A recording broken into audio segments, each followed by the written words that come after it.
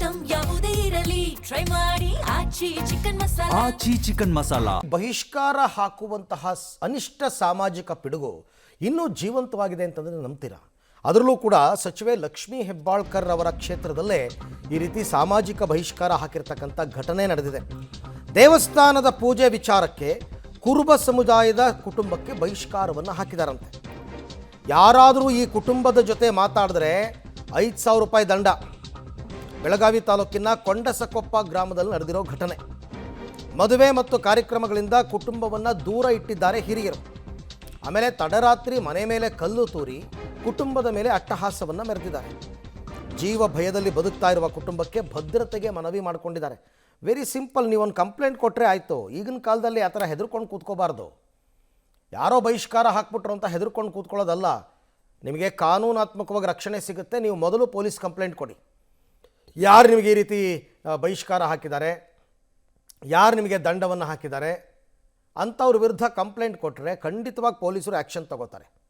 ಇನ್ನೂ ಹೆದರ್ಕೊಂಡು ಕೂತ್ಕೊಳ್ಳೋದು, ಅಯ್ಯೋ ಬಹಿಷ್ಕಾರ ಹಾಕ್ಬಿಟ್ಟಿದ್ದಾರೆ ಅಂತ ಮನೇಲೇ ಇರೋದು, ಇದೆಲ್ಲ ಬಿಟ್ಬಿಡಿ ಮೊದಲು.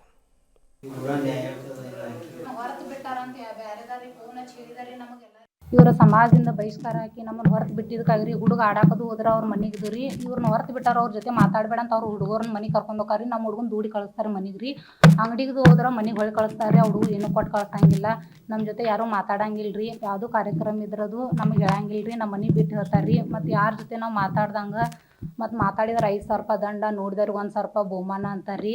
ಮತ್ತು ಏನೋ ಒಂದು ಫಂಕ್ಷನ್ ಕಾರ್ಯಕ್ರಮ ಇದ್ದರೂ ನಮ್ಗೆ ಹೇಳಂಗಿಲ್ಲ ರೀ. ಮತ್ತು ಈ ಥರ ಎಲ್ಲ ಟಾರ್ಚರ್ ಮಾಡಿ ಪ್ರಾಬ್ಲಮ್ ಮಾಡಿದ್ರೆ ನಾವು ಈ ಊರಾಗ ಹೆಂಗೆ ಬದುಕೋದ್ರಿ?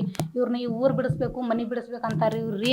ಮತ್ತು ಸಭೆದಾಗ ರೀ ಗುಡಿ ಒಳಗೆ ಚರ್ಚೆ ಮಾಡೋ ಮೀಟಿಂಗ್ ಒಳಗೆ ರೀ ಹೆಂಡತಿ ಮ್ಯಾಗ ತಾಯಿ ಮ್ಯಾಗ ಕೆಟ್ಟ ಕೆಟ್ಟ ಶಬ್ದಗಳಿಂದ ಮಾತಾಡ್ತಾರೆ ಇವ್ರು ರೀ. ಮತ್ತು ಇವ್ರು ಇದೇ ತಿಂಗಳು 6 ಮತ್ತು 4, 2026 ಮೀಟಿಂಗ್ ಕೂಡಿಸ್ರಿ. ಮೀಟಿಂಗ್ ಕೂಡಿಸಿ ನಾವು ದೇವರಾದು ಕೇಳಲ್ಲಿ ಪೂಜಾರಿ ದೇವರ ಹೇಳ್ತಾರೆ ಅಲ್ಲಿ ವಿಠ್ಠಲ್ ಬೀರ್ದೇವ್ ಮಂದಿರ ಒಳಗೆ ದೇವರಾನು ಕೇಳಕ್ಕೋದು ಹೋಗ್ತಿದ್ದು ರೀ. ಆನಂತರ ಅಲ್ಲಿ ನಮ್ಗೆ ಏನು ಅವ್ರು ಹೇಳಿದ್ದು ನಮ್ಗೇನು ಸತ್ಯ ಅನ್ನಿಸ್ಲಿಲ್ಲ ರೀ. ನಮ್ದು ಈಗ 3-4 ತಿಂಗಳ ಹಿಂದೆ ಒಂದು ಮಗು ಡೆತ್ ಆಯ್ತು ರೀ. ಡೆಲಿವರಿ ಆಗಿ ಗಂಡು ಮಗು ಹುಟ್ಟಿ ಡೆತ್ ಆದ ಬಳಿಕ ನಾವು ಕೇಳಿದ್ರು ರೀ. ಕೇಳಿದ ಬಳಿಕ ಪ್ರಶ್ನೆನೂ ಮಾಡಿದ್ರು, ನಾವು ಹಿಂಗೆ ಹೇಳಕತ್ತೀರಿ ನಮ್ದು ಈ ಥರ ಆಯ್ತು, ನಮ್ದು ಏನೂ ಕೆಲಸ ಆಗಲಿಲ್ಲ, ಮತ್ತು ನೀವು ಹೇಳಿದ್ದು ಬೇರೆ ನಮ್ಗೆ ಆಗೋದು ಬೇರೆ, ಈ ಥರ ಸಮಸ್ಯೆ ಆಗೈತೆ ಅಂತ ನಾವು ಕೇಳಿದ್ವಿ ರೀ. ಈ ಥರ ನಾವು ಸ್ವಲ್ಪ ದೇವರ ಹೇಳೋರಿಗೆ ಪೂಜಾರಿಗೆ ರಿಕ್ವೆಸ್ಟ್ ಪ್ರಶ್ನೆ ಮಾಡಿದಾಗ ಅವರು ನಮ್ಗೆ ಈ ಬಗ್ಗೆ ಮತ್ತಷ್ಟು ಮಾಹಿತಿ ನನ್ನ ಕೊಲೀಗ್ ದಿಲೀಪ್ ಕುರಂದವಾಡೆ ಅವರಿಂದ ಪಡ್ಕೊಳ್ಳೋಣ. ದಿಲೀಪ್, ಇಂಥ ಅನಿಷ್ಟ ಪದ್ಧತಿಗಳು ಇನ್ನೂ ಕೂಡ ಜಾರಿಯಲ್ಲಿದೆಯಾ ಅಂತ? ಯಾರು ಬಹಿಷ್ಕಾರ ಹಾಕಿದ್ದು? ಯಾಕೆ ಅವ್ರ ಮೇಲೆ ಇನ್ನೂ ಪೊಲೀಸ್ ಕಂಪ್ಲೇಂಟ್ ಆಗಿಲ್ಲ ಅಂತ?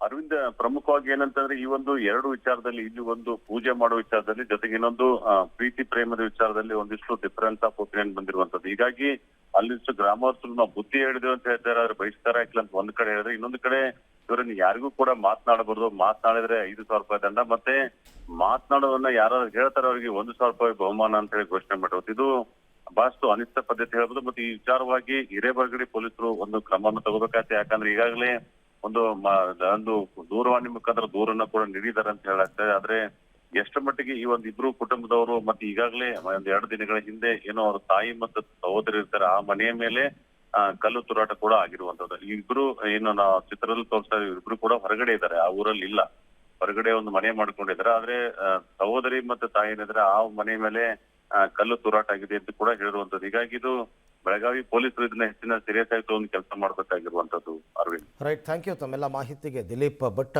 ಸುಮೋಟೋ ಕೇಸು ದಾಖಲು ಮಾಡ್ಕೋಬೋದು ಇಂಥ ಕೇಸ್ಗಳಲ್ಲಿ. ಯಾರಾದರೂ ಬಂದು ಕಂಪ್ಲೇಂಟ್ ಕೊಡಬೇಕು ಅಂತಲೇ ಏನಿಲ್ಲ. ಪೊಲೀಸರೇ ಸ್ವಯಂ ಪ್ರೇರಿತ ದೂರು ದಾಖಲು ಮಾಡಿಕೊಂಡು ಕ್ರಮ ತಗೋಬಹುದು, ಅಥವಾ ಇವರೇ ಧೈರ್ಯವಾಗಿ ಹೋಗ್ಬಿಟ್ಟು ಈಗ ಕಂಪ್ಲೇಂಟ್ ಕೊಟ್ಟರು ನಡೆಯುತ್ತೆ. ಬಟ್ ಗ್ರಾಮೀಣ ಪ್ರದೇಶಗಳಲ್ಲಿ ನಾಳೆ ದಿವಸ ನಮ್ಮನ್ನು ಬದುಕಕ್ಕೆ ಬಿಡಲ್ಲ ಕಂಪ್ಲೇಂಟ್ ಕೊಟ್ಟರೆ ಅಂತ ಕೆಲವರು ಹೆದರ್ಕೋತಾರೆ. ಬಟ್ ಆ ಥರ ಹೆದರ್ಕೊಳ್ತಕ್ಕಂಥ ಅವಶ್ಯಕತೆ ಇಲ್ಲ ನನ್ನ ಪ್ರಕಾರ. ಏನಾದರೂ ಒಂದು ತೀರ್ಮಾನ ಆಗಲೇಬೇಕಲ್ಲ. ಇವೆಲ್ಲ ಅನಿಷ್ಟ ಪಿಡುಗುಗಳು ಹೋಗಬೇಕು ಸಮಾಜದಿಂದ. ಅವೆಲ್ಲ ಮುಗೀತು, ಅವೆಲ್ಲ ಕತೆಗಳು. ಸ್ವಾತಂತ್ರ್ಯ ಬಂದು 80 ವರ್ಷ ಆಯಿತು, ಇನ್ನೂ ನೀವು ಬಹಿಷ್ಕಾರ ಹಾಕ್ಕೊಂಡೇ ಕೂತಿರ್ತೀವಿ ಅಂದರೆ ಏನರ್ಥ?